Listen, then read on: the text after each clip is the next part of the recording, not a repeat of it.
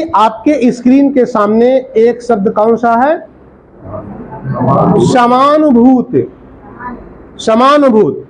अब इस समानुभूत को अपन को समझना है कि समानुभूत क्या है और यह विद्यालय प्रमुखों के व्यावसायिक विकास में कितना असर डालने वाला है।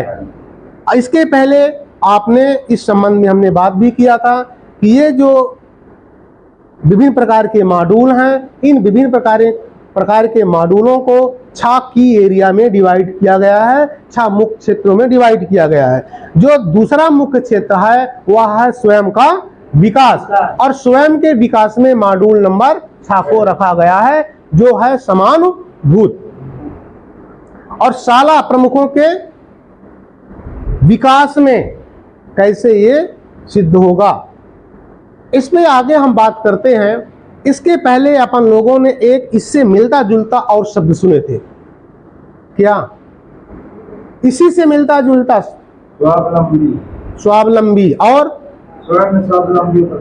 स्वयं स्वावलंबी, और इससे मिलता जुलता समानुभूत से सहानुभूत, है ना? इसी से मिलता जुलता एक शब्द हम क्या सुने थे? सहानुभूत। और इसमें क्या है? समानुभूत। अब 2 शब्द हमारे सामने आ गए, एक आ गया सहानुभूत और एक आ गया समानुभूत। ठीक है, तो इसको हम समझने का प्रयास करते हैं। सहानुभूत जो है बहुत सालों से चला आ रहा है, बहुत सालों से। कौन सा? सहानुभूत। लेकिन जो ये समानुभूत है जो आपकी स्क्रीन के सामने है, लगभग 150 वर्षों से ये चला आ रहा है। तो अभी तक में हम लोग शायद कोई ऐसा अभी लोग हो जो समानुभूत को न समझते हो, लेकिन सहानुभूत को तो सभी लोग समझने का प्रयास करते हैं और समझ रहे हैं। अब इसको दोनों को समझने का हम और अच्छे से प्रयास करते हैं कि है क्या। अब यहां से आज से ही हम देखते हैं कि सहानुभूत और समानुभूत में क्या अंतर है, क्या डिफरेंस है। ठीक है, तो सहानुभूत को या कि सहानुभूत के एक दो और नाम है। हिंदी में अगर बात करें तो सहानुभूत को परानुभूत भी कहते हैं और तदानुभूत भी कहते हैं। तो एक तो हो गया सहानुभूत, दूसरा हो गया परानुभूत और तीसरा हो गया तदानुभूत।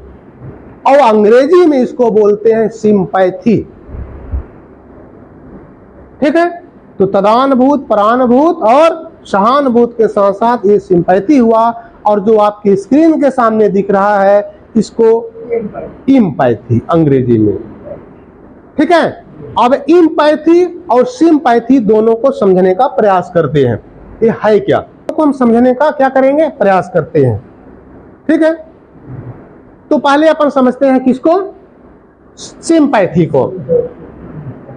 सिंपैथी जो है यह हमेशा दुखों पर प्रकट की जाती है। कहां पर? दुखों पे उत्पन्न होती है, दुखों पे प्रकट की जाती है। कौन? सिंपैथी। और जो इम्पैथी है, जो समानुभूत है, आज जो आपका टॉपिक है, ये दोनों स्थितियों में उत्पन्न होती है, चाहे सैडनेस हो चाहे हैप्पीनेस हो, दुख में भी और सुख में। कौन? समानुभूत, दोनों स्थितियों में उत्पन्न की जाती है।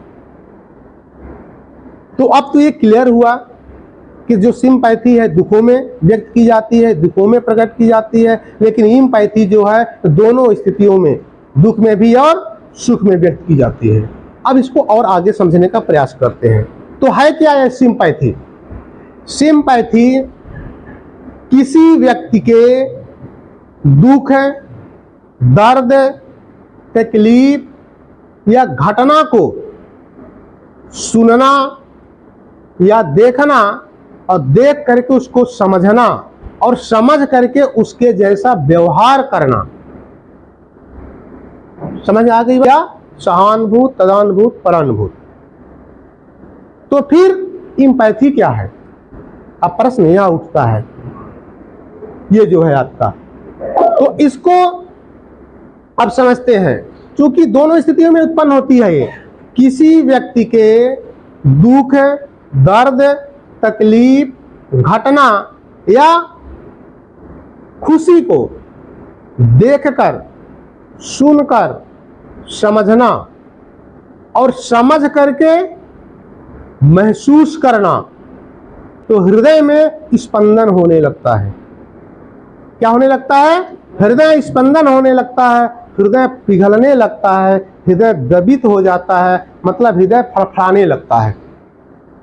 जिसका जुड़ाव हृदय के साथ साथ मस्तिष्क से भी होता है, उसे बोलते हैं इम्पैथी।